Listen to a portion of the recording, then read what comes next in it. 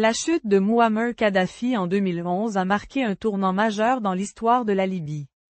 Pendant plus de 40 ans, le pays avait été dirigé par un seul homme.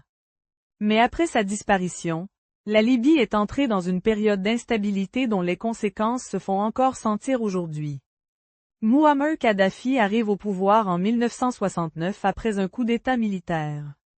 Pendant plusieurs décennies, il dirige la Libye avec un système politique particulier, mélange de pouvoir personnel, de nationalisme et de contrôle strict de l'État. Grâce aux ressources pétrolières, le pays connaît un certain développement, notamment dans les domaines de l'éducation, de la santé et des infrastructures. Cependant, le régime est aussi critiqué pour son manque de liberté politique et pour la concentration du pouvoir entre les mains d'un seul dirigeant. Malgré cela, la Libye reste longtemps un pays relativement stable dans une région souvent marquée par les conflits.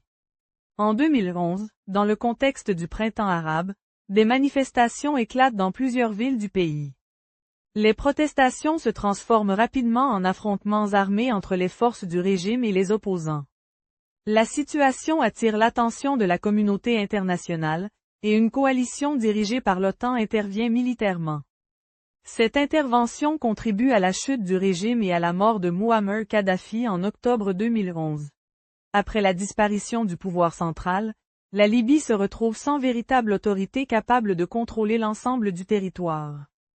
Plusieurs groupes armés prennent le contrôle de différentes régions. Des milices locales, des mouvements politiques et des forces rivales s'opposent pour le pouvoir. Au lieu d'une transition rapide vers un État stable, le pays entre dans une longue période de division.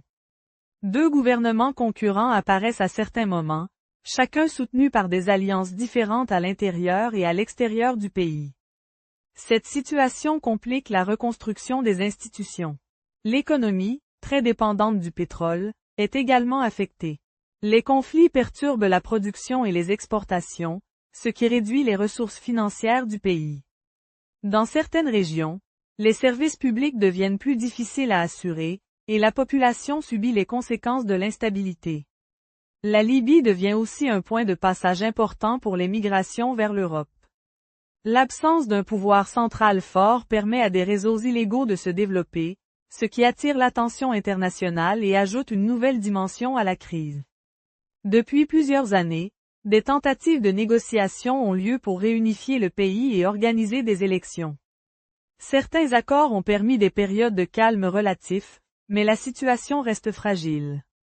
La Libye cherche encore un équilibre entre stabilité politique, sécurité et reconstruction. L'histoire de la Libye après Kadhafi montre qu'après la chute d'un régime long et centralisé, la transition peut être difficile. Construire un État stable demande du temps, des institutions solides et un consensus que le pays tente encore de trouver aujourd'hui. Comprendre cette période permet de mieux saisir les défis auxquels la Libye est confrontée, mais aussi les enjeux plus larges du Moyen-Orient et de l'Afrique du Nord. Abonne-toi pour suivre les prochaines chroniques tous les mercredis à 18 h.